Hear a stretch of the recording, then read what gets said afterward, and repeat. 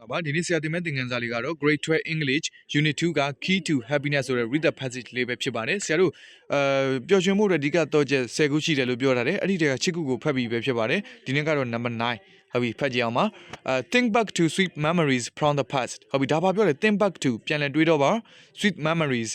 ရှိုးမြိန်သောအမှတ်တရလေးတွေကို from the past အတိတ်ကရှိုးမြိန်တဲ့အမှတ်တရလေးတွေကိုပြန်ပြီးတော့တွေးပါတဲ့ you may be in a bad mood or feel downhearted from time to time simply because you are looking inside you thinking about bad things ဟုတ်ပြီဒါပါပြောရလဲဆိုရင် you may be in a bad mood maybe you မင်းက maybe ရှိကောင်းရှိမယ် in a bad mood ဟုတ်ပြီနော်ဆိုးရွားတဲ့စိတ်ရှင်တွေတခုမှရှိကောင်းရှိမယ် or the more feel downhearted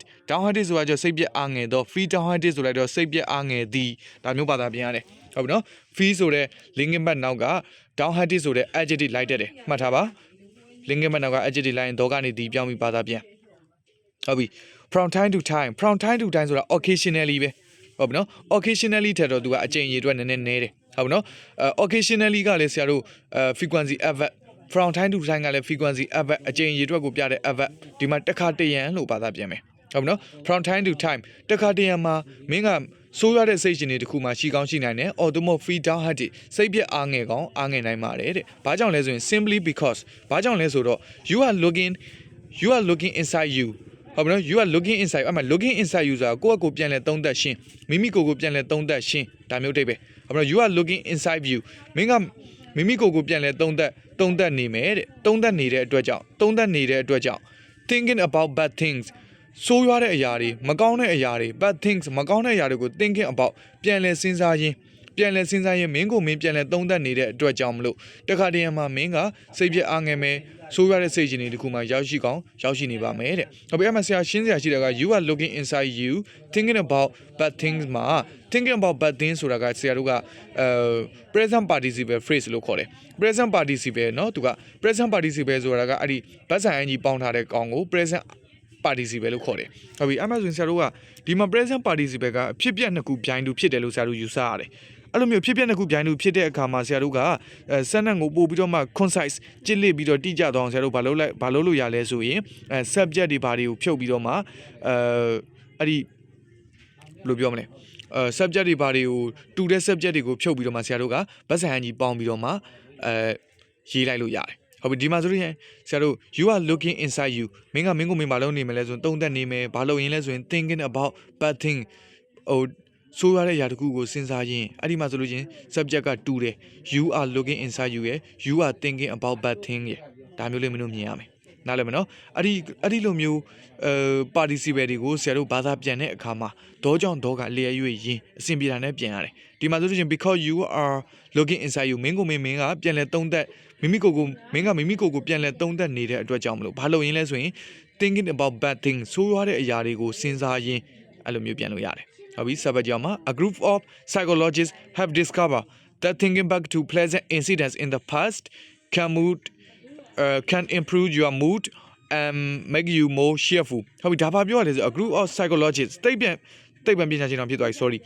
စိတ်ပညာရှင်တွေက have discovered ရှာဖွေတွေ့ရှိခဲ့ပါတယ်တဲ့ that လို့ thinking back to pleasant incidents ဟုတ်ပြီအဲ့မှာဆို thinking back to ပြန်လဲတွေးတောခြင်းpleasant incidents ဆိုတာဖြစ်ရ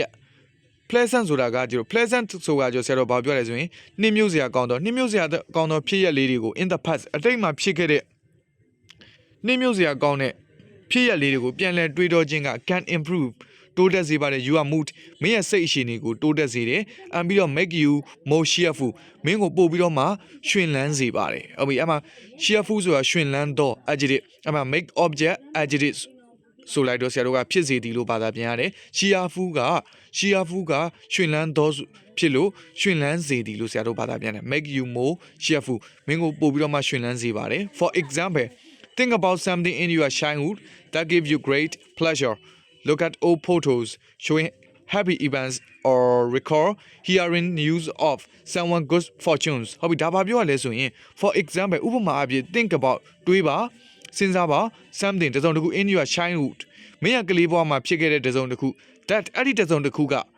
give you မင်းကိုပေးမယ် great pleasure ပျော်ရွှင်မှုကြီးကြီးမားမားပေးမယ်ပေါ့ပြောချင်တာကပျော်ရွှင်မှုကြီးကြီးမားမားပေးတော့ဓာတ်ကိုတော့လို့ပြန်မယ်ပျော်ရွှင်မှုကြီးကြီးမားမားပေးတော့မင်းရဲ့ကလေးဘဝတုန်းကအကြောင်းအရာတစုံတစ်ခုကိုမင်း ပြန်ပြီးတော့စဉ်းစားကြည့်ပါတဲ့စဉ်းစားကြည့်ပါပြီးတော့ look at old photos ဓာတ်ပုံအဟောင်းလေးတွေကိုကြည့်ပါ showing ပြသတော့ဟုတ်ပြီ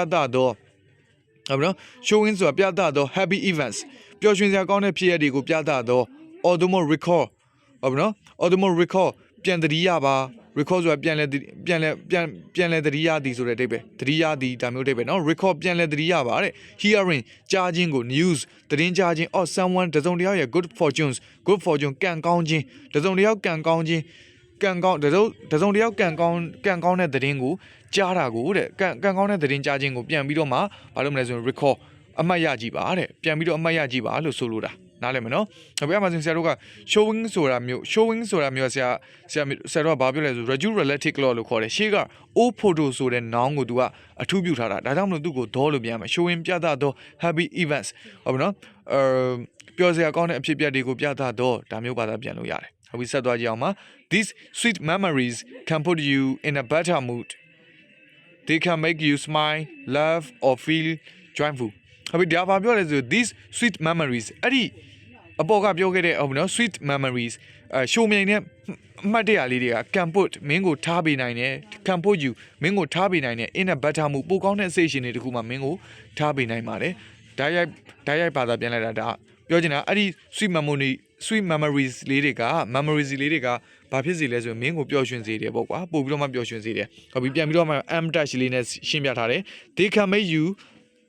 you smile သူတို့က can make you smile မင်းကိုပျော်ရွှင်